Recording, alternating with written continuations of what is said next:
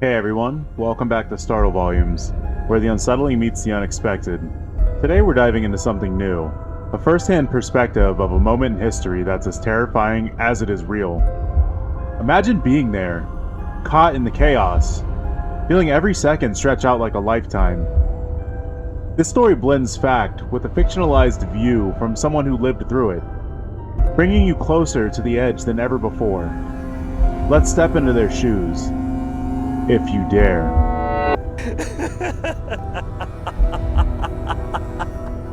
I've always loved working at the Union Square subway station. Something about the routine and the rhythm of it. The constant flow of people, the roar of the trains, and the hum of the lights. It all felt alive. The night shift wasn't for everyone, but I liked the quieter hours when most of the city had gone to bed.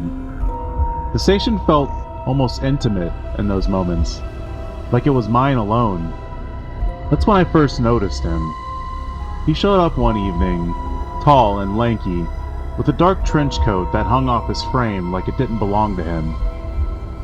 He had this tattered briefcase that looked older than me, and he just stood near the yellow caution line on the platform. Not sitting, not pacing, just standing. At first, I didn't pay him much attention. People wait for trains, people leave. That's the cycle. But the train came and went, and he stayed. He didn't board. He didn't look up when the train passed either. His gaze stayed fixed on the dark tunnel ahead. His face locked in a stern concentration, like he was staring down something only he could see. I remember thinking it was strange, but not alarming.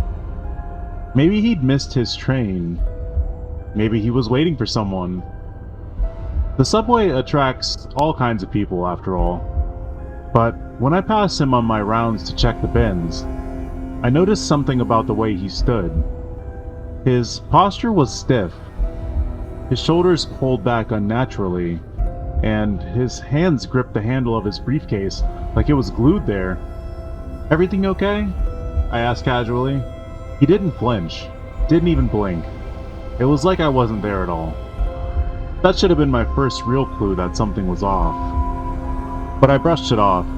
I mean, how many oddballs do you see in a city like this? It's part of the job.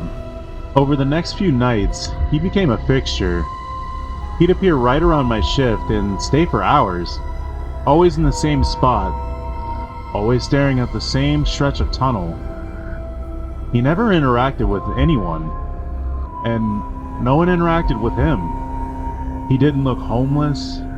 His clothes were worn, but clean.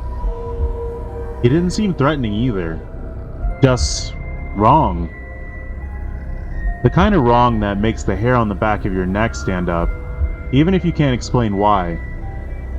At one point, I decided to try again.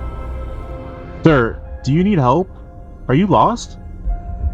I kept my voice calm and professional, the way they train you. Nothing. He didn't even twitch.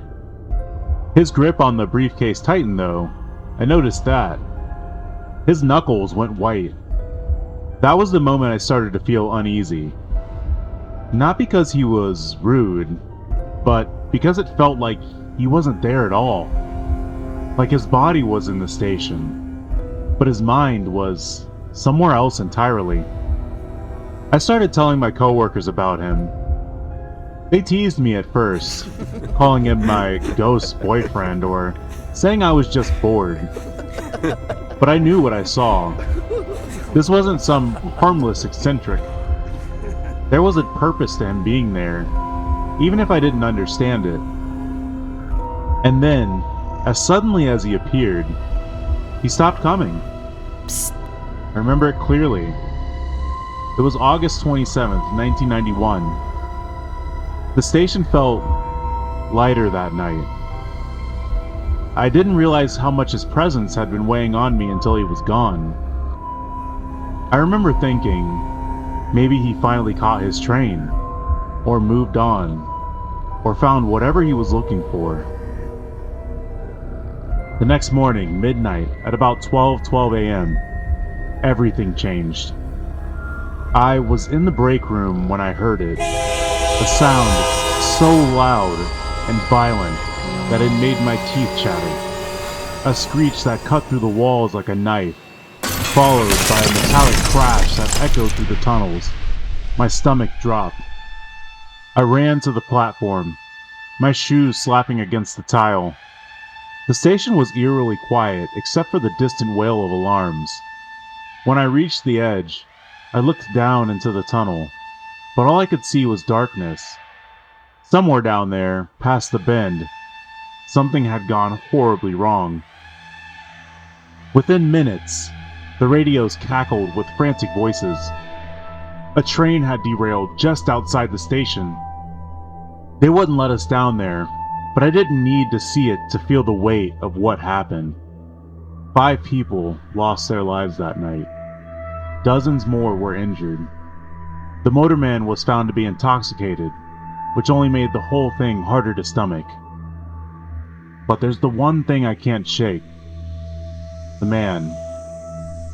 The next day, I combed through the security tapes, hoping to see him one last time. I don't know why. Maybe I wanted to prove to myself that he was real. But he wasn't on the footage. Not once. It was like he never existed. For weeks, I couldn't stop thinking about him. About the way he stared into that tunnel, night after night, like he knew something was coming. Like he was waiting for it. Even now, decades later, I can't get him out of my head. Was he just a strange man with strange habits? Or did he see something in the darkness that the rest of us couldn't? Something terrible. I'll never know, but every time I step onto that platform and glance down the tunnel, I feel a chill. And I wonder if he's still down there somewhere, staring into the abyss.